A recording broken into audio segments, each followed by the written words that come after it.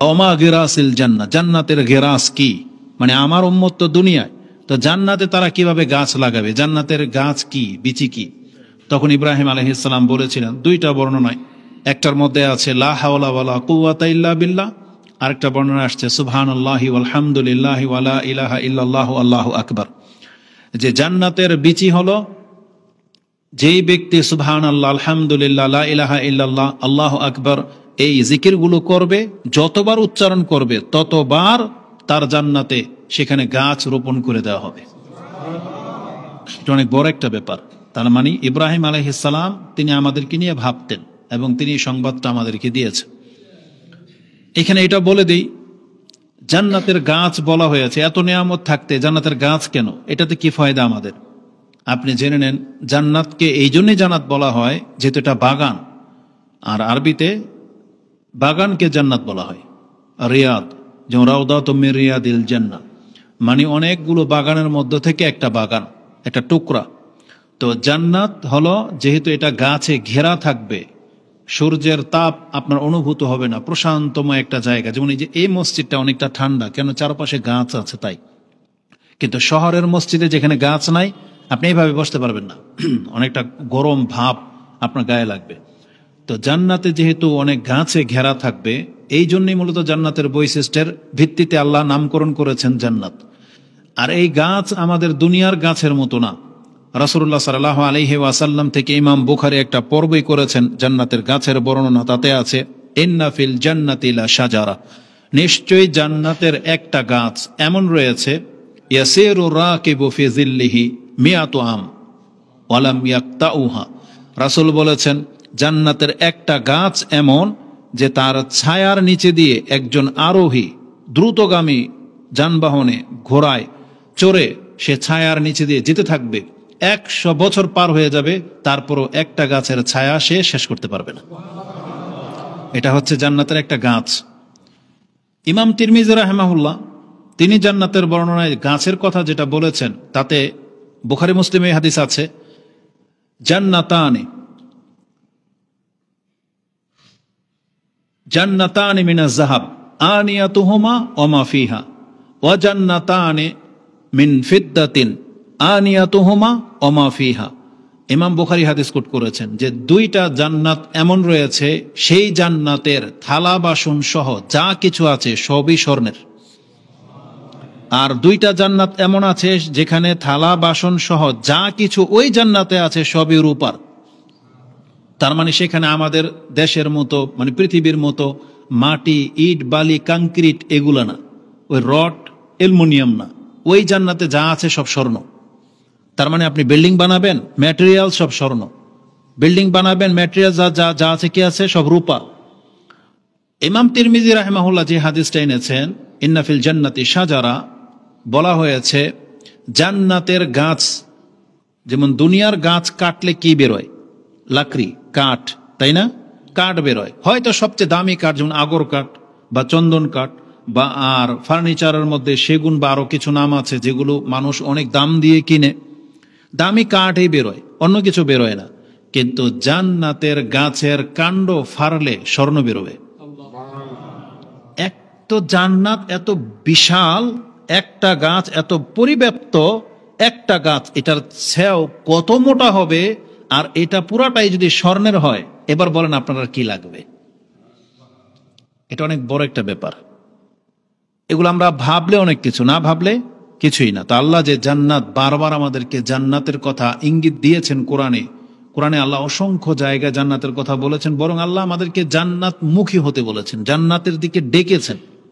যেমন আপনি সূরা আল ইমরান 3 নম্বর সূরার 103 নম্বর আয়াত নিয়ে নেন, তাতে আল্লাহ সুবহানাহু ওয়া তাআলা বলেছেন যে ওয়াসারিউ ইলা মাগফিরাতিম মির রাব্বিকুম ওয়া জান্নাতিন আরদুহাস সামাওয়াতু ওয়াল আরদ উইদ্দাত লিল মুত্তাকিন। আল্লাহ সুবহানাহু ওয়া তাআলা বলেছেন, তোমরা প্রতিযোগিতা করো সেই জান্নাতের জন্য, এটা 133 নম্বর আয়াতে আছে, তোমরা আল্লাহর ক্ষমা এবং জান্নাতের দিকে দৌড় দাও। সারিউ মানে তাড়াহুড়া করতে বলা হয়েছে, কিসের দিকে? আল্লাহর ক্ষমার দিকে। মানে যেই জায়গায় আল্লাহর ক্ষমার কথাটা লেখা আছে যে এই কাজটা করলে ক্ষমা, এই সময়টা আসলে ক্ষমা করা হয়, তুমি এই জিকিরটা করবে ক্ষমা পেয়ে যাবে, এই কথাটা বললে ক্ষমা, এখানে দান করলে ক্ষমা। মানি মুসলিমদের উচিত যেই কাজের সাথে তার নিজের ক্ষমা জড়িত আছে, আল্লাহ বলেছেন আল্লাহর সেই ক্ষমার দিকে তুমি তাড়াহুড়া করো। যখনই তোমার কানে আসবে যে এই কথাটা, যেমন ধরেন আউয়াল ওয়াক্তে সালাত, নামাজের প্রথম কাতার, তারপর আউয়াল ওয়াক্তে বা তাকবীরে উলার সাথে সালাত, উজু করলে গুনাহ ঝরে যায়, মসজিদের দিকে হেঁটে আসলে, তার মানে যে কাজগুলোতে পাপ মাফ করার ক্ষমার কথা আছে আমাদের উচিত সেই কাজগুলোকে বেশি প্রাধান্য দেওয়া। যে কোনো জায়গায় যখনই একটা মানুষের এটা কত বড় ব্যাপার জানেন, এটা অনেক বড় একটা ব্যাপার। আপনাকে একটা আয়াত দেখাই, এটা কোরআনের মধ্যে সূরা নূরে রয়েছে, সূরা নূর 24 নম্বর সূরা, ঠিক 24 নম্বর আয়াতে আপনি পাবেন, 22 থেকে 24 নম্বর আয়াতটি আপনি দেখেন। ঘটনাটা আবু বকর রাদিয়াল্লাহু তাআলা আনহুর সাথে।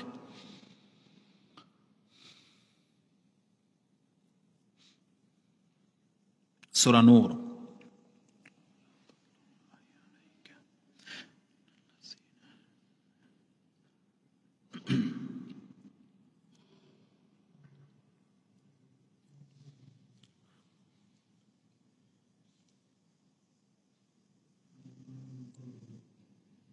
কোথায় গেল?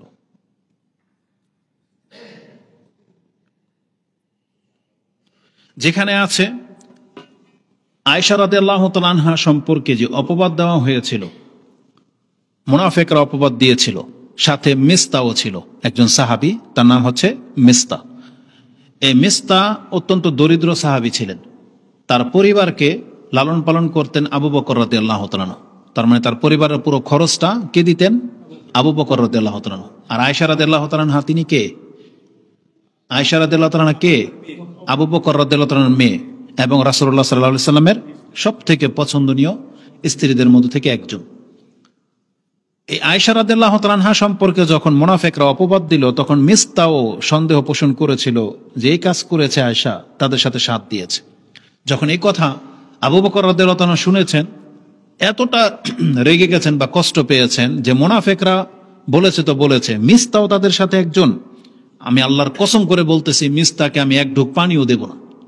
মানে তিনি কসম করে নিয়েছিলেন যে আমি আর মিস্তাকে এখন আর কোন রকমের খাদ্য পরণ দেব না, এই কথাটা কসমের সাথে বলেছিলেন। কিন্তু আল্লাহ সুবহানাহু ওয়া তাআলার পক্ষ থেকে যখন আয়েশা রাদিয়াল্লাহু তাআলা আনহার পবিত্রতার অনুযায়ী যে আয়াতগুলো নাজিল হয়েছে, সেই আয়াতগুলোর মধ্যে একটা আয়াত আছে, লাউলা ইজ সামিআতুমু জান্নাল মুমিনুনা ওয়াল মুমিনাত বিআনফুসিহিম।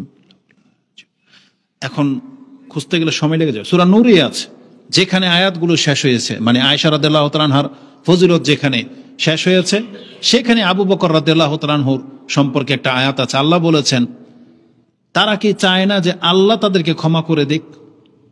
মানে আমাদেরকে উদ্দেশ্য বলা হয়েছে যে তোমরা কি চাও না যে আল্লাহ তোমাদেরকে ক্ষমা করে দিক? তাহলে তুমি যদি এটা চাও, তাহলে তুমি যদি মানুষকে ক্ষমা করে দাও, তাহলে আল্লাহ তোমাকে ক্ষমা করে দিবে। তো আবু বকর রাদিয়াল্লাহু তাআলা আনহুর কানে সেই কথাটা গেছে যে আল্লাহই কথা বলেছেন, যদি আবু বকরের নাম নিয়ে বলেন নাই, যে মানুষ যদি কেউ কাউকে ক্ষমা করে দেয়, সে কি চায় না যে আল্লাহ তাকে ক্ষমা করে দেয়? এই কথাটা শোনার সাথে সাথে আবু বকর রাদিয়াল্লাহু তাআলা তিনি যে কসম করেছিলেন, সে কসমটা ভেঙে দিলেন এবং তিনি বললেন, আমি যেভাবে মিস্তাকে আগে বরণ পোষণ দিতাম, আমি আগের মতোই বরণ পোষণ দিয়ে যাব, আমি মিস্তাকে ক্ষমা করে দিলাম। কেন? তিনি বলতেছেন আমি আবু বকর পছন্দ করি যে আল্লাহ আমাকে ক্ষমা করে দিক। তার মানে সাহাবায়ে কেরামরা নিজের ক্ষমাটাকে এত বেশি প্রাধান্য দিতেন যে কোনোভাবে আমাকে ক্ষমা করে দেখ, আল্লাহ দুনিয়াতে কার সাথে কি করবে আমার দরকার নাই, আমার দুনিয়া ছেড়ে দিতে হবে, ছেড়ে দিব আমি, যদি ডিক্লেয়ার হয়ে যায় যে আল্লাহ আমাকে ক্ষমা করে দিবে, তাহলে আমি এই কাজ করতে প্রস্তুত। এটা ছিল সাহাবায়ে কেরামদের চরিত্র। যেমন ওই যে আবু দারদা রাদিয়াল্লাহু তাআলা আনহুর ঘটনা, এক বাগান, একটা এতিমের বাগান নিয়ে যখন ফয়সালা করার কথা হলো, রাসূল বলেছেন কে আছো এই বাগানটাকে খরিদ করে দিবে, তার জন্য আমি জান্নাতের গ্যারান্টি দিচ্ছি। কেউ রাজি হয়নি, অনেক দামি একটা জায়গা ছিল। তখন আবু দারদা রাদিয়াল্লাহু তাআলা আনহু তিনি বলেছিলেন, ইয়া রাসূলুল্লাহ, তাহলে আমি এই কাজটা করতে প্রস্তুত। আমার দামি বাগানটা আছে, মুনাফিকরা বলা হয়েছিল, আমার এই দামি বাগানটা আছে, আমি ওকে দিয়ে দিতেছি, আর এর বিনিময়ে আমি এটা খরিদ করে নিলাম, ওটা রাজি হয়ে গেছে। আর এই বাগানটা তখন আবু দারদা রাদিয়াল্লাহু তাআলা আনহু দান করে দিলেন। কিসের জন্য? যখন শুনেছে যে কে আছো এই বাগানটাকে খরিদ করে দিবে, তার জন্য জান্নাতের গ্যারান্টি রয়েছে। তাহলে যখনই জান্নাতের কথা, তখনই আবু দারদা তার সর্বস্ব দান করে দিয়ে তিনি জান্নাত খরিদ করে নিলেন। এবং উম্মে দারদা রাদিয়াল্লাহু তাআলা আনহা তিনি ওই মেন্টালিটিরই ছিলেন।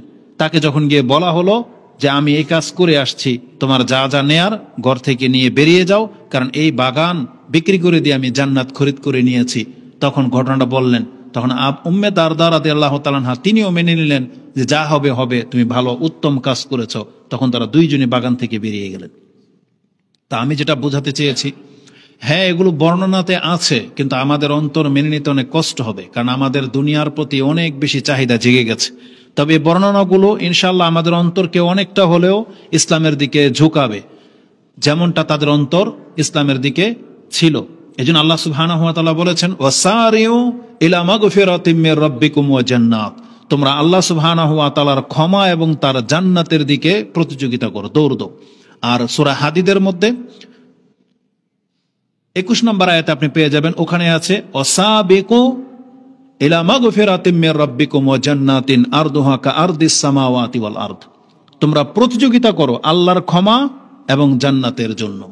তা আল্লাহ সুবহানাহু ওয়া তাআলা এমনিতেই বলে নাই যে তোমরা জান্নাতমুখী হও বা জান্নাতের দিকে ধাবিত হও, বরং মুহাম্মদুর রাসূলুল্লাহ সাল্লাল্লাহু আলাইহি ওয়াসাল্লাম তিনিও সব সময় আমাদেরকে জান্নাতকেই প্রিফার করতে বলেছেন। মানে আমাদের মূল টার্গেট থাকবে জান্নাত। কেন? কারণ জান্নাতের নেয়ামত আপনি আর আমি ভেবে এটাকে নিজের মস্তিষ্কে নিয়ে আসতে পারবো না।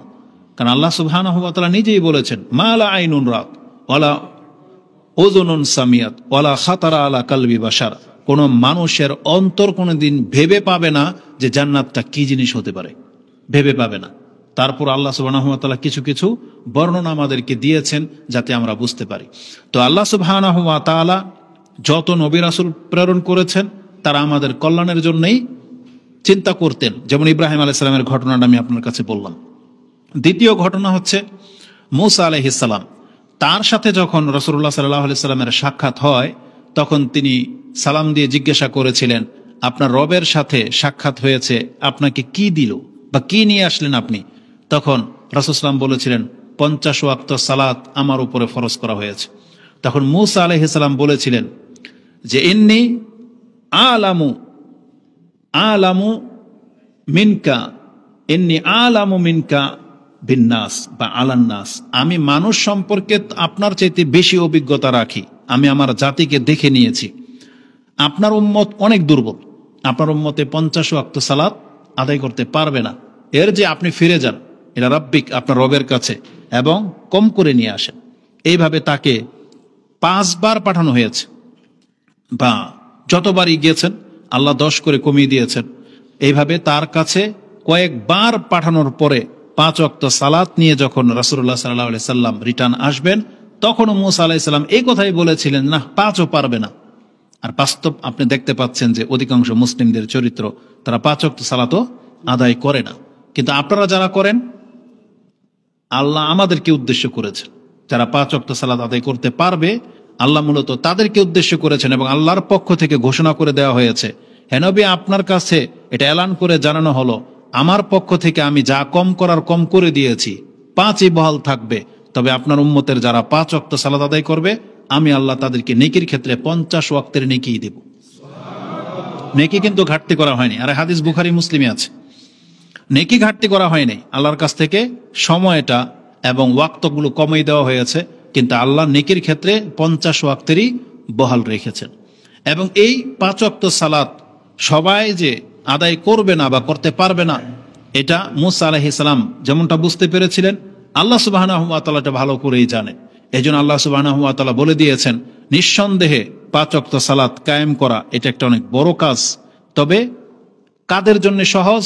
যারা আল্লাহকে ভয় পায়, যারা আল্লাহর সামনে দাঁড়াতে হবে এটাকে চিন্তা করে, তাদের জন্য 5 ওয়াক্ত নামাজ পড়া সহজ। যেমন আল্লাহ সুবহানাহু ওয়া তাআলা বনী ইসরাঈলদেরকে উদ্দেশ্য করে বলেছিলেন, যেটা আপনি সূরা বাকারার 45 এবং 46 নম্বর আয়াতে পেয়ে যাবেন। আল্লাহ বলেছেন, ওয়াস্তাঈনু বিস-সাবরি ওয়াস-সালাহ, তোমরা আল্লাহর কাছে সাহায্য কামনা করো ধৈর্যের মাধ্যমে এবং সালাতের মাধ্যমে। ওয়াস্তাইনু বিস-সাবরি ওয়াস-সালাহ। তারপর আল্লাহ বলেছেন ওয়া ইন্নাহা লাকাবীরাতুন, তবে এটা অনেক বড় কঠিন কাজ। তার মানে নামাজে এবং ধৈর্য ধারণ করে আল্লাহর পথে টিকে থাকা, আল্লাহর কাছে সাহায্য তলব করা, এটা অনেক কঠিন কাজ। তবে আল্লাহ বলেছেন ইল্লা আলাল খাশিইন, তবে যারা আল্লাহকে ভয় পায় তাদের জন্য কঠিন না। আল্লাযীনা ইয়াযুন্নুনা আন্নাহুম মুলাকু রাব্বিহিম ওয়া আন্নাহুম ইলাইহি রাজিউন। কারা তারা? যারা এটাতে ভয় পায় যে কিয়ামতের মাঠে আল্লাহর সামনে আমাদের একদিন দাঁড়াতে হবে, তার সাথে সাক্ষাৎ হবে। মুলাকু রাব্বিহিম ওয়া আন্নাহুম ইলাইহি রাজিউন, আর আমাদেরকে আল্লাহর কাছে ফিরিয়ে নেওয়া হবে, এটাতে যারা ভয় পায় তাদের জন্য 5 ওয়াক্ত সালাত পড়া সহজ। এইজন্য আজকে আমাদের সমাজে যারা 5 ওয়াক্ত সালাত আদায় করেন না, তার মানে পরকাল সম্পর্কে আপনি উদাসীন। আল্লাহর সামনে দাঁড়াতে হবে, আপনার কলিজার মধ্যে সেই ভয় মিটে গেছে না, আপনার অন্তরের মধ্যে সেই ভয় নিয়ে আসতে হবে। আর আল্লাহ সুবহানাহু ওয়া তাআলার সামনে দাঁড়াতে হবে, এই কথাটা যার যত বেশি স্মরণে থাকবে, সে তত বেশি পাপ থেকে বেঁচে থাকতে পারবেন, সে তত বেশি দুর্নীতি থেকে বেঁচে থাকতে পারবেন, সে তত বেশি হারাম থেকে বেঁচে থাকতে পারবেন। যে আল্লাহকে ভয় করে এবং আল্লাহর সামনে দাঁড়ানোর যার চিন্তা আছে, সে চাইলেই অন্যদের মতো যা খুশি তা করে ফেলতে পারে না, কারণ তাকে আল্লাহর কাছে জবাবদিহিতা করতে হবে। দেখেন, প্রত্যেকটা জিনিসের একটু কষ্টও আছে, মর্যাদাও আছে। এই যে যারা ভয় করে আল্লাহকে এবং 5 ওয়াক্ত সালাত আদায় করে, এই কষ্ট যারা স্বীকার করে নিয়েছেন, সব ফজিলত আপনাদের জন্য। কোরআন হাদিসের যত কথা আছে, কত কথা আছে, সব তাদের জন্য। আল্লাহ সুবহানাহু ওয়া তাআলার পক্ষ থেকে এই 5 ওয়াক্ত সালাত যারা পড়ে, যারা আল্লাহকে ভয় করে চলে, যারা মনে করে যে আল্লাহর সামনে আমাদেরকে একদিন দাঁড়াতে হবে, জানেন আপনার এই বিশ্বাসটা আপনার কত বড় ফায়দা এনে দেবে। ইমাম মুসলিম সে হাদিস কোট করেছেন 52 নম্বর পর্বে, আপনি পেয়ে যাবেন সিফাতিল জান্নাহ। তাতে নাজওয়ার একটা হাদিস রয়েছে। নাজওয়া মানে হলো গোপন বৈঠক। প্রত্যেকটা মুসলিম বান্দার সাথে আল্লাহর একটা গোপন বৈঠক হবে। আল্লাহ আর ওই বান্দা এককভাবে কথা বলবে, সেখানে লাইসা বাইনাহু তরজুমান বলা হয়েছে। আল্লাহ এবং ওই ব্যক্তির মাঝখানে তৃতীয় ব্যক্তি ট্রান্সলেটকারীও থাকবে না। মানে আল্লাহ এমন ভাষায় কথা বলবে, এই ব্যক্তি বুঝতে পারবে, আর ওই ব্যক্তিও, প্রত্যেকটা ব্যক্তি আল্লাহর ভাষা বুঝতে পারবে। একেবারে সহজভাবে আল্লাহ কথা বলবেন, সেখানে কোনো ট্রান্সলেটকারী রাখবেন না। এটা কেন? এটা হচ্ছে আপনার আমার সম্মানের জন্য, কারণ ওখানে আমাদের পাপ নিয়ে কথা হবে, আমরা যে অপরাধগুলো করেছি আল্লাহ দেখাবে। আল্লাহ চায় না, দেখেন আল্লাহ আমাদেরকে কত ভালোবাসেন, আল্লাহ চায় না যে তৃতীয় পক্ষ, একজন ফেরেশতা বা একজন মুতারজম ট্রান্সলেটকারী, একজন আলেম, ধরেন আমাদের বাংলাদেশের আলেমরা আরবি বাংলা বুঝে, এখন আমি বাংলাদেশি, এখন একজন আলেমকে নিয়ে আসার প্রয়োজন, যে আল্লাহ বলবে তুমি কথাটা বুঝাই দাও, তাই না? কিন্তু আপনার আমার পাপ এই আলেমও জানতে পারুক, এটাও আল্লাহ চায় না। আল্লাহ চায় না যে এই পাপগুলো দ্বিতীয় কোনো ব্যক্তি জানুক, এজন্য আল্লাহ এখানে ট্রান্সলেটকারীর ব্যবস্থা রাখে নাই। ওয়ালাইসা বাইনাহু ওয়া বাইনাহু হিজাব, এবং আল্লাহ এবং তার মাঝে কোনো পর্দাও থাকবে না, একদম সরাসরি সে আল্লাহকে দেখে কথা বলবে। এটা কত বড় ব্যাপার! সেই দিনকার ঘটনা কি হবে সেই দিন? আন-নাজওয়া। রাসূলুল্লাহ সাল্লাল্লাহু আলাইহি সাল্লাম বলেছেন, ইউদনাল মুমিন মিন রাব্বিহি, একজন ব্যক্তিকে তার রবের নিকটে নিয়ে আসা হবে। হাত্তা ইয়াদা আলাইহি কানাফা, একটা কানাফা মানে হচ্ছে চাদর, চাদর দিয়ে ঘিরে নেওয়া হবে। বহুদিন আগে বক্তব্য করতে গিয়ে একটা উদাহরণ দিয়েছিলাম এইভাবে, যেমন দেখেন মুরগির বাচ্চা থাকে না, তো মুরগি কি করে, তার ডানা দিয়ে বাচ্চাগুলোকে ঘিরে নেয়। যখন চিল বা কাক চিৎকার দেয় বা ডাকে, তখন বাচ্চা কিন্তু ওই পাখ বা পাখা দিয়ে ঢেকে নেয়, যাতে ওই চিল দেখতে না পারে। এটা জাস্ট বোঝানোর জন্য বলেছিলাম, একটা দৃশ্য এইরকম হতে পারে। আবার অনেকে না বুঝলে মনে করবে যে এটা তো আল্লাহকে সে মুরগির সাথে তুলনা করেছে, যে কথা যারা না বুঝে বহুভাবে পেঁচায়। তো এটা একটা দৃশ্য মাত্র। আল্লাহ সুবহানাহু ওয়া তাআলা তো উত্তম ব্যবস্থা করে রেখেছেন। বলা হয়েছে হাত্তা ইয়াদা আলাইহি কানাফা, এক কথায় আল্লাহর পক্ষ থেকে একটা পর্দা ঘিরে নেওয়া হবে, সেখানে আপনাকে আর কেউ দেখতে পাবে না, সেখানে আপনি আর আল্লাহ, আমরা প্রত্যেকে থাকবো আর আল্লাহ থাকবেন এককভাবে। কেন? লিউকাররিরুহু, আল্লাহ তার পাপগুলোকে এখন তাকে স্বীকার করাবে, তাকে দেখানো হবে যে দেখো তো এই পাপগুলো তোমার কিনা। প্রত্যেকটা ব্যক্তি যে মুমিন তাকে আল্লাহ ডাকবে, কাফেরদেরকে তার কোনো হিসাব কিতাব নাই। প্রত্যেক পুরুষ হোক অথবা মহিলা হোক, আল্লাহ পার্সোনাল তাকে ধরবে এবং দেখাবে তার পাপগুলো, সে যত কিছু করেছে সব সে দেখতে পাবে একবার স্পষ্ট। রাসূল বলেছেন সেই ব্যক্তি বলবে আরিফু রাব্বি আরিফু, আল্লাহ এগুলো আমি স্বীকার করতেছি, এগুলো সব আমার পাপ, একটাও এখানে অন্য কারো নাই, আমি স্বীকার করতেছি। সে বারবার স্বীকার করবে। আল্লাহ সুবহানাহু ওয়া তাআলার অবস্থাটা দেখতে পাবে। তখন আল্লাহ বলবেন সাতারতুহা ফিদ দুনিয়া, এই যে তোমার যে পাপগুলা, এটা আমি দুনিয়াতে ঢেকে রেখেছিলাম, কেউ জানে না এই পাপগুলো সব তুমি করেছো গোপনে। ওয়া গাফারতুহা লাকাল ইয়াউম, যাও আজকে আমি তোমাকে ক্ষমা করে দিলাম। এবং ইবনে মাজার ভাষা হচ্ছে ফাতুতওয়া সাহিফাতাহু বিয়ামিনিহি, তখন তার ওই যে আমলনামার মধ্যে যে পাপ লেখা ছিল সেগুলোকে আল্লাহ মিটিয়ে দিবেন, মিটিয়ে দিয়ে সেটা তার ডান হাতে ধরিয়ে দেওয়া হবে, আর সেখানে কোনো পাপ লেখা থাকবে না, শুধু নেকি আর নেকি লেখা থাকবে, কারণ যে তার ডান হাতে ধরে দেওয়া হবে। ফাম্মা মান উতিয়া কিতাবাহু বিয়ামিনি, আল্লাহ কোরআনে বলেছেন যার আমলনামা তার ডান হাতে ধরিয়ে দেওয়া হবে সে হচ্ছে মানে সফলকাম ব্যক্তি। সেই ব্যক্তি তার এই ডান হাতের কিতাবটা নিয়ে তার পর্দার আড়াল থেকে বেরিয়ে চলে আসবে, তা আল্লাহ তাকে অনুমতি দিয়ে দিবে, যাও তুমি। তখন পর্দার বাহির থেকে যখন সে বের হয়ে আসবে, তখন সে তার পুরো জাতির কাছে, যাদেরকে সে চিনে, পুরো হাসির বাসের সামনে, তার আত্মীয় স্বজন, বন্ধু বান্ধব, এলাকা সবাই থাকবে, সে বলবে হা উমুকরাউ কিতাবিয়া ইন্নী জানান্তু আন্নী মুলাকিন হিসাবিয়া ফাহুয়া ফি ঈশাতির রাদিয়া ফি জান্নাতিন আলিয়া ইলা আখিরিল আয়া।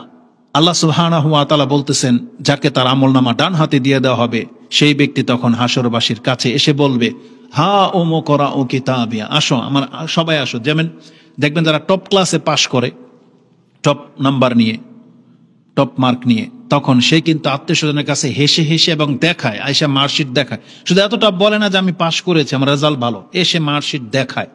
কেন? দেখেন কত নাম্বার আমার, তাই না? প্রত্যেকটা সেই দিন যাকে আল্লাহ ক্ষমা করে দিবেন সে তার আমলনামা দেখতে বলবে। কেউ আমরা কারো আমলনামা কেউ কিন্তু আমরা দেখতে বলবো না, বরং এই যে আমাদের মোবাইলগুলো, এত সৎসাহস নাই কোনো ব্যক্তি যে ঠিক আছে ধরেন একবার আপনি আসলেন মোবাইলটা ধরিয়ে দিলেন, নেন চেক করেন, এই ক্ষমতা কয়জনের আছে? আমাদের কারো নাই। কারণ আমরা মোবাইল দিয়ে যত পাপ করি, এটা অন্য কেউ দেখুক এটি আমরা পছন্দ করি না। এটা জাস্ট একটা এক্সাম্পল দিলাম। এভাবে যদি আমাদের পাপগুলো যদি এখন প্রকাশ করা হয় স্ক্রিনের মাধ্যমে, এমন কোন ব্যক্তি আছে সৎ সাহস রাখেন আমি সহ যে এটা অনুমতি দেব? কেউ দিবেন? কেউ দেব না, কারণ আমরা কে কত পাপ এটা সবাই জান।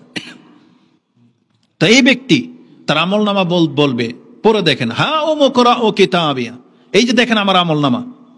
সুবহানাল্লাহ। সে কেন এটা করবে? কারণ আল্লাহ সব মিটিয়ে দিয়েছেন, সব নেকি আর নেকি। কেন? কারণ এই ব্যক্তির এই যে দেখেন সে কি বলেছিল, ইন্নী জানান্তু আন্নী মুলাকিন হিসাবিয়া, আমি দুনিয়াতে, এটা আমার ধারণা ছিল, আমার বিশ্বাস ছিল যে একদিন আমার রবের সামনে আমাকে দাঁড়াতে হবে, এই বিশ্বাস আমার ছিল। দেখেন এই বিশ্বাসের কারণে আল্লাহ বলেছেন যে ব্যক্তি আমার সম্পর্কে যেমন ধারণা করবে আমি তার সাথে তেমন আচরণ করব। ইন্নী আনা জান্নি আবিদিবি, আল্লাহ বলেছেন আমি আমার বান্দার ধারণাতীত তার সাথে থাকি, ও আমার সম্পর্কে যেমন ধারণা করবে আমি আল্লাহ ওর সাথে তেমন আচরণই করব। এই জন্য আল্লাহ সম্পর্কে সবসময় ভালো ধারণা রাখবেন যে আমি আল্লাহ তোমার প্রতি ঈমান এনেছি, অতএব তুমি আমাকে মাফ করে দাও। আর আল্লাহ কোরআনে কিন্তু আমাদেরকে এভাবে দোয়া শিক্ষা দিয়েছেন। যেমন আল্লাহর বান্দাদের কথা হলো রব্বানা ইয়াকুলুন রব্বানা ইন্নানা আমান্না ফাগফির লানা যুনুবানা ওয়া কিনা আযাবান নার। আল্লাহ দোয়া শিক্ষা দিয়েছেন। আলী ইমরানের 16 নম্বর 17 নম্বর আয়াতগুলোতে আছে যে মুমিন বান্দা এই কথা বলবে, আল্লাহ আমরা তোমার প্রতি ঈমান এনেছি, অতএব আমাদের পাপগুলোকে মাফ করে দেন, আমাদেরকে জাহান্নাম থেকে মুক্তি দিয়ে দেন। এভাবে দোয়া। তার মানে যে আমরা যে ঈমান এনেছি এটা আল্লাহর কাছে উযর হিসেবে পেশ করবেন। আল্লাহ এটা তো এই যে কারণ দেখেন আমি আপনার প্রতি ঈমান এনেছি, আপনি আমাদের রব। তো এই যে ব্যক্তি যে বলেছিল ইন্নী জানান্তু আন্নী মুলাকিন হিসাবিয়া, আমি আমার রবের কাছে সাক্ষাৎ করব, আমার এই ধারণা ছিল, আর এই ধারণাই দেখেন তাকে তার সমস্ত পাপ থেকে তাকে মুক্ত করে দিচ্ছে। এই জন্য বলতেছে যে যারা আল্লাহর সামনে দাঁড়াতে হবে এই ধারণা রাখেন, তারাই কিন্তু 5 ওয়াক্ত সালাত আদায় করে, তারাই হারাম থেকে বেঁচে থাকে। এই জন্য এটা সবচেয়ে বড় ব্যাপার যে আল্লাহর সামনে আমাদেরকে দাঁড়াতে হবে, এই কথাটার ভয় আমাদের অন্তরে থাকতে হবে। আর আল্লাহ সুবহানাহু ওয়া তাআলাকে যারা এইভাবে ভয় করে, আল্লাহ তাদের সম্পর্কে কি বলেছেন জানেন? সবাইকে আল্লাহ জান্নাত দেবে। যারা মুসলিম মরে যাবে সবাই জান্নাত পাবে, কিন্তু আল্লাহ বলেছেন যারা আমাকে ভয় করে চলেছিল তাদেরকে আমি 2টা জান্নাত দেব। ওয়ালিমান খাফা মাকামা রাব্বিহি জান্নাতান, সূরা রহমানের মধ্যে আল্লাহ বলেছেন ওয়ালিমান খাফা মাকামা রাব্বিহি, যেই ব্যক্তি আল্লাহ সুবহানাহু ওয়া তাআলার সামনে দাঁড়ানোটাকে ভয় পায় আমি তার জন্য 2টা জান্নাত প্রস্তুত করে রেখেছি। এটা অনেক বড় একটা ব্যাপার। এই জন্য সবসময় আল্লাহর কাছে দোয়া করতে হবে, আল্লাহুম্মা আতি নাফসি তাকওয়াহা ওয়া যাক্কিহা আনতা খায়রু মান যাক্কাহা আনতা ওয়ালিয়ুহা ওয়া মাওলাহা। আল্লাহ তুমি আমার অন্তরের ভিতরে তোমার ভয় তাকওয়া দিয়ে দাও, আল্লাহুম্মা আতি নাফসি তাকওয়াহা। এবং রাসূলুল্লাহ সাল্লাল্লাহু আলাইহি ওয়াসাল্লাম দোয়া করতেন, আল্লাহুম্মা ইন্নী আউযু বিকা মিন কালবিন লা ইয়াখশা, আল্লাহ আমি তোমার কাছে এমন অন্তর থেকে আশ্রয় চাচ্ছি যে অন্তর তোমাকে ভয় পায় না। এটা একটা খারাপ অন্তর, আর আল্লাহকে ভয় পায় এটা হচ্ছে ভালো অন্তর। এই জন্য আমাদের প্রত্যেকটা মুসলিমের অন্তরের মধ্যে দেখবেন আল্লাহর প্রতি একটা ভয় আছে, মাঝে মাঝে সেটা জেগে যায়। এটাকে সবসময় জাগায় রাখতে হবে। আল্লাহর ভয়টা যার যত বেশি আসবে সে তত বেশি সৎ হতে পারবেন, সে তত বেশি অন্যায় থেকে বেঁচে থাকতে পারবেন এবং ইবাদত তার মন লাগবে। এই জন্য আমরা অনেকে দোয়া করি না বিদায় আমাদের অন্তর কিন্তু এই সার শূন্য হয়ে যাচ্ছে। অথচ রাসূলুল্লাহ সাল্লাল্লাহু আলাইহি ওয়াসাল্লাম তিনি দোয়া করতেন এবং তিনি বলতেন, আল্লাহুম্মা ইন্নী আউযু বিকা মিন কালবিন লা ইয়াখশা, যে অন্তর আল্লাহ তোমাকে ভয় পায় না আমি এমন অন্তর থেকে তোমার কাছে আশ্রয় চাচ্ছি, তুমি আমাকে এমন অন্তর দাও যে অন্তর তোমাকে ভয় পাবে। তাহলে আমাদেরকে ইবাদত করতে হবে, আল্লাহকে ডাকতে হবে, তাহলে আমাদের অন্তর নরম হবে। কারণ আজকে আমাদের অধিকাংশদের অন্তর খুব শক্ত হয়ে গেছে। এই জন্য দেখেন জান্নাতের কথা শুনলে, জাহান্নামের কথা শুনলে আমাদের চোখ দিয়ে পানি বের হয় না। কিন্তু সাহাবা একরাম, রাসূলুল্লাহ সাল্লাল্লাহু আলাইহি সাল্লাম তিনি অজস্র জোরে কান্না করতেন, তার অন্তর ছিল নরম। তা আমাদের অন্তর হয়ে গেছে কঠিন। তা আল্লাহর কাছে আমাদেরকে প্রতিনিয়ত দোয়া করতে হবে। তো বলেছিলাম যে মূসা আলাইহিস সালাম তিনিও আমাদের জন্য কল্যাণকামী ছিলেন। এই জন্য তার পরামর্শের ভিত্তিতেই তিনি রাসূলুল্লাহ সাল্লাল্লাহু আলাইহি সাল্লাম আল্লাহর কাছে রিকোয়েস্ট করেছেন এবং আল্লাহ আমাদের জন্য এই নামাজকে হালকা করে 5 ওয়াক্ত করে দিয়েছেন, আলহামদুলিল্লাহ। তো প্রত্যেকটা নবী তাদের যুগের নবী কিন্তু আমাদের জন্য হিতাকাঙ্ক্ষী ছিলেন। আর আমাদের নবী মুহাম্মদ সাল্লাল্লাহু আলাইহি সাল্লাম তিনি কতটা হিতাকাঙ্ক্ষী ছিলেন, তার পুরো চিন্তার মধ্যেই শুধু আমরা, তার চিন্তার মধ্যে তার উম্মাহ। রাসূলুল্লাহ সাল্লাল্লাহু আলাইহি সাল্লাম চাইতেন যে আমার উম্মত সব মুসলিম হয়ে যাক, চাইতেন আমার উম্মত সব জান্নাতে চলে যাক, এটা চাইতেন এবং তার অন্তর ব্যথিত হতো, তিনি কষ্ট পেতেন। কোরআনের 2টা আয়াতে, সূরা তাহার মধ্যে আছে এবং সূরা কাহাফ 18 নম্বর সূরার 6 নম্বর আয়াতটা দেখেন, তাতে আল্লাহ সুবহানাহু ওয়া তাআলা বলেছেন, ফালাআল্লাকা বাখিউন নাফসাকা আলা আসারিহিম ইল্লাম ইয়াকুনু ইন লাম ইউমিনু বিহাযাল হাদিসি আসাফা। আপনি এদের জন্য আক্ষেপ করে করে কি নিজে হার্ট অ্যাটাক করবেন? তারা যদি এই কিতাবের প্রতি ঈমান না আনে তাহলে তাদের জন্য আক্ষেপ করে কি আপনি হার্ট অ্যাটাক করে ফেলবেন? আল্লাহ সুবহানাহু ওয়া তাআলা বলতে, এটা কার সম্পর্কে বলা হয়? আমরা যখন দেখি এমন ব্যক্তিকে যে তার সন্তানের জন্য বা তার ভাইয়ের জন্য চিন্তা করতে করতে একবারে পেরেশান হয়ে যায়, যে তার ভাই বিপদে আছে বা তার সন্তান যখন বিপদে থাকে, বাপ মা যে চিন্তাটা করে, যার মেয়ে বিয়ের উপযুক্ত বা ছেলের কোনো একটা কিছু হচ্ছে না বা বড় ধরনের অসুস্থ হয়ে গেলে ওই চিন্তা বাপমার মাঝে দেখা যায়। তো রাসূলুল্লাহ সাল্লাল্লাহু আলাইহি সাল্লাম এই চিন্তাটা তিনি তার শুধু সন্তানের জন্য না, তিনি পুরো উম্মতের জন্য করতেন, যার ফলে আল্লাহ কোরআনের আয়াত নাজিল করে দিয়ে তাকে সান্ত্বনা দিচ্ছেন যে তারা যদি ঈমান না আনে তার বলে কি আপনি নিজেকে হালাক করে দিবেন? তার মানে একজন ব্যক্তির অন্তরে কতটা চিন্তা থাকলে আল্লাহ নিজে, যেহেতু আল্লাহ সবার অন্তরের খবর জানে, আর আল্লাহ সুবহানাহু ওয়া তাআলা নিজেটা প্রকাশ করেছেন যে এই নবী আপনি আপনার উম্মতের জন্য এত কেন পেরেশান। রাসূলুল্লাহ সাল্লাল্লাহু আলাইহি ওয়াসাল্লাম একদিন কান্না করছেন এবং উম্মতি বলতেছেন, তখন আল্লাহ সুবহানাহু ওয়া তাআলা তিনি জানেন, তারপরও জিবরাইল আলাইহিস সালামকে পাঠিয়েছেন যে তাকে সালাম বলেন। জিবরাইল আলাইহিস সালামকে বলেছেন আপনি মুহাম্মদ সাল্লাল্লাহু আলাইহি সাল্লামকে গিয়ে তার রবের পক্ষ থেকে সালাম বলেন এবং বলেন সে কি চায়, যদি আল্লাহ জানে। তারপরে যখন জিবরাইল আলাইহিস সালাম এসেছেন তখন রাসূলুল্লাহ সাল্লাল্লাহু আলাইহি সাল্লাম তার ইচ্ছাটা জানিয়েছেন যে উম্মতি উম্মতি। তখন আল্লাহ সুবহানাহু ওয়া তাআলার পক্ষ থেকে ঘোষণা করে দেওয়া হয়েছে যে আপনি শান্ত হন, আপনার উম্মতের ব্যাপারে আমি আপনাকে নিরাশ করব না। তার মানে আপনাকে সন্তুষ্ট করে দেওয়া হবে। তো কিয়ামতের মাঠে রাসূলুল্লাহ সাল্লাল্লাহু আলাইহি ওয়াসাল্লাম যেটা আবদার করবেন আমাদের সম্পর্কে আল্লাহর পক্ষ থেকে বলা হয়েছে, আপনার সে আবদার মানা হবে এবং আপনাকে সেটা দেওয়াও হবে।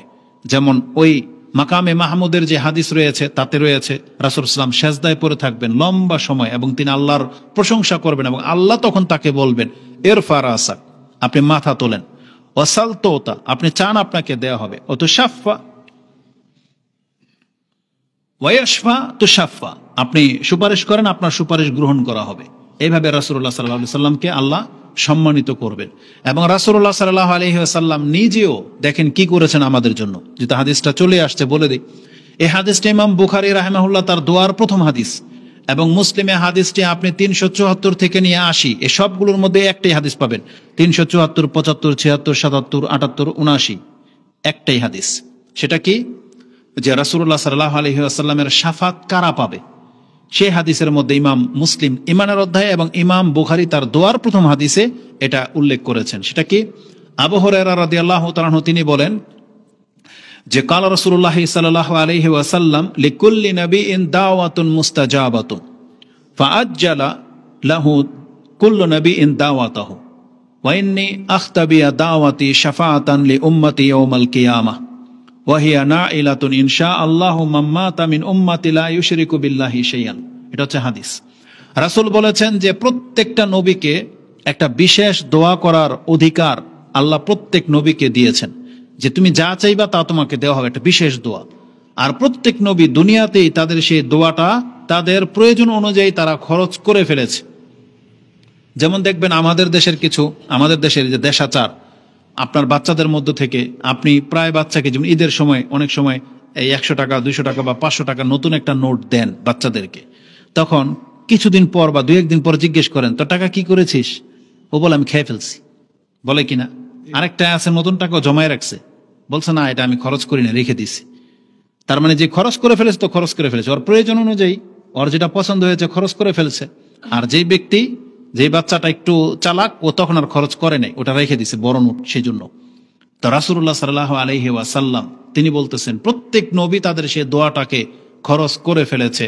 ওয়াখতাবিয়া দাওয়াতি, কিন্তু আমি আমার দোয়াটাকে সংরক্ষণ করে রেখে দিয়েছি। আমি এটা ব্যবহার করব কোথায়? ওয়াহিয়া, তিনি বলেছেন শাফাআতুন লি উম্মতি ইয়াউমাল কিয়ামা, আমি আমার এই দোয়াটাকে আমার উম্মতের শাফাতের সময় ব্যবহার করব।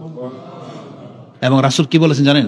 ওয়াহিয়া নাইলাতুন ইনশাআল্লাহ, ইনশাআল্লাহ আল্লাহ ইচ্ছা করলে আমার এই শাফাতের মাধ্যমে ওই সমস্ত উম্মাহ নাজাত পেয়ে যাবে যে কারা লা ইউশরিকু বিল্লাহি শাইআন, যারা পাপের সাথে মরেছে কিন্তু আল্লাহর সাথে শিরিক করে নাই, শিরিক বিহীন মরে গেছেন এমন প্রত্যেকটা মুসলিম, রাসূল বলেছেন আমার সুপারিশের মাধ্যমে আল্লাহ তাদেরকে নাজাত দিয়ে দিবেন। এই জন্য শিরিক থেকে বাঁচাটা জরুরি। শুধু মুহাম্মাদের উম্মতি হওয়া জরুরি না, উম্মতি হওয়ার পাশাপাশি আপনাকে শিরিক থেকে বাঁচতে হবে। কারণ শিরিক যেই ব্যক্তি করবে তাকে আর কেউ বাঁচাতে পারবে না। রাসূলুল্লাহ সাল্লাল্লাহু আলাইহি সাল্লাম একবার না 3-3 বার করে জাহান্নাম থেকে অসংখ্য মানুষকে মুক্ত করে নিয়ে আসবেন। আল্লাহর কাছে বলবেন যে আল্লাহ যাদেরকে বলেছেন সবাইকে বের করে নিয়ে আসছি, একমাত্র ইল্লা হাবাসাহুল কোরআন, তো কোরআন যাদেরকে আটকে দিয়েছে তাদেরকে আমার সুপারিশ বাঁচাইতে পারবে না। কোরআন কাদেরকে আটকে দিয়েছে? কোরআন মুশরিকদেরকে আটকে দিয়েছে। আল্লাহ বলেছেন ইন্নাল্লাহা ইয়াগফিরু আইয়ুশরাকা বিহি, ইন্নাল্লাহা লা ইয়াগফিরু আইয়ুশরাকা বিহি ওয়া ইয়াগফিরু মা দুনা যালিকা লিমান ইয়াশা। সূরা নিসার 2টা জায়গায় 2বার এই আয়াতটা এসেছে, 48 এবং 116 নম্বর সম্ভবত, যে আল্লাহ সুবহানাহু ওয়া তাআলা বলেছেন যারা শিরিক করে মরে যাবে আমি তাদেরকে ক্ষমা করব না। শিরকের চাইতে ছোট যদি কোনো পাপ থাকে তাদেরকে ক্ষমা করাও যেতে পারে।